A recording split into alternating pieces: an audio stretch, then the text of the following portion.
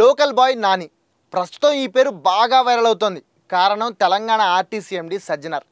మొన్న మధ్య ట్రావెలర్ భయ్యా సన్నీ పేరు కూడా బీభత్సంగా వార్తల్లో నిలిచింది.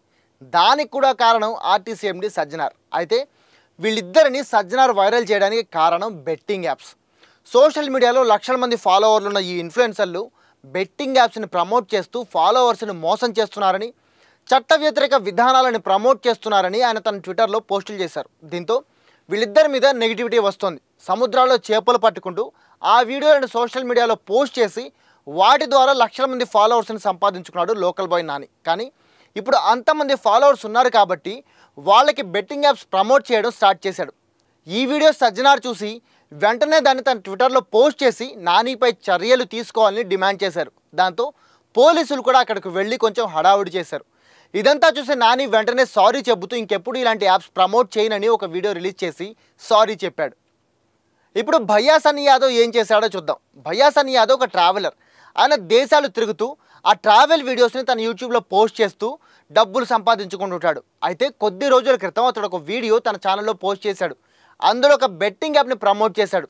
షాప్కి వెళ్ళి ఒక 50,000 వాల్యూ చేసే వ్లాగింగ్ కెమెరా కొని దానికి పేమెంట్ ఒక బెట్టింగ్ యాప్లో అప్పటికప్పుడు 2 లక్షలు సంపాదించి దాంతో కట్టినట్టు ప్రమోషన్ వీడియో చేశాడు. ఈ వీడియోని తన ట్విట్టర్లో పోస్ట్ చేసిన సజ్జనార్ చాలా సీరియస్ అయ్యారు. ఆ తర్వాత ఈ వీడియో వైరల్ కావడంతో సన్నీ యాదవ్ చేసిన పనిని తిడుతూ ఇంకొంతమంది సోషల్ మీడియా ఇన్ఫ్లుయెన్సర్లు కూడా వీడియోలు చేశారు. అదో పెద్ద వార్లా నడిచింది. ఇక ఇప్పుడు లోకల్ బాయ్ నాని కూడా సేమ్ అదే చేశాడు. సముద్రంలో చేపలు పట్టుకుంటూ ఆ వీడియోలు సోషల్ మీడియాలో పోస్ట్ చేసుకుంటూ లక్షల మంది ఫాలోవర్స్ని, సబ్స్క్రైబర్స్ని సంపాదించుకున్నాడు. ఇప్పుడు వాళ్ళని అడ్డం పెట్టుకుని బెట్టింగ్ యాప్స్ ప్రమోట్ చేయడం స్టార్ట్ చేశాడు. ఈ వీడియోలు సజ్జనార్ కళ్ళ పడడంతో ఆయన వెంటనే వీటిని ఎక్స్పోజ్ చేశారు.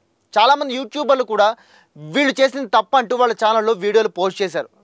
అయితే ఇక్కడ లోకల్ బాయ్ నాని సారీ చెబుతూ వీడియో రిలీజ్ చేసిన సన్నీ యాదవ్ మాత్రం కౌంటర్లు ఇచ్చాడు. మళ్ళీ దానికి వీళ్ళు అంటే యూట్యూబర్లు కూడా కౌంటర్లు ఇచ్చారు. ఇలా పెద్ద రచ్చే జరిగింది యూట్యూబ్లో. అయితే వీళ్ళిద్దరే కాదు, ఇలాంటి చాలామంది యూట్యూబర్లు ఈ బెట్టింగ్ యాప్స్ని ప్రమోట్ చేస్తున్నారు వాళ్ళ ఛానళ్లలో. వాళ్ళ వీడియోలో ఎక్కడో ఒక చోట ఈ యాప్స్ని ప్రమోట్ చేస్తూ దాంతో డబ్బులు సంపాదించుకుంటున్నారు. అయితే వాళ్ళలో చాలామంది వీటిని చాలా లైట్ తీసుకుంటున్నారు. ఇవి సొసైటీ మీద ఎలాంటి ఇంపాక్ట్ చూపిస్తాయో కనీసం ఆలోచించట్లేదు. ఇది వాళ్ళు చేస్తున్న పెద్ద తప్పు. ఇప్పటికైనా వాళ్ళు మారాలి, అందులో డౌటే లేదు. కానీ ఇక్కడ నాది ఒక్కటే doubt, Sajjanar only social media ఇన్ఫ్లుయెన్సర్లని ఎందుకు టార్గెట్ చేస్తున్నారు?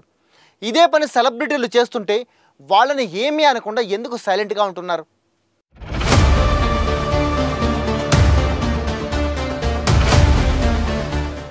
Sourav Ganguly, Virat Kohli, Gautam Gambhir, Rohit Sharma, Hardik Pandya, Suryakumar Yadav, Chris Gayle, Shane Watson లాంటి క్రికెట్ ప్లేయర్లు, గోవిందా, రణ్దీప్ హుడా, హృతిక్ రోషన్ లాంటి ఎంతోమంది ఫిల్మ్ యాక్టర్లు betting, casino, fantasy cricket league యాప్స్ని ప్రమోట్ చేస్తున్నారు.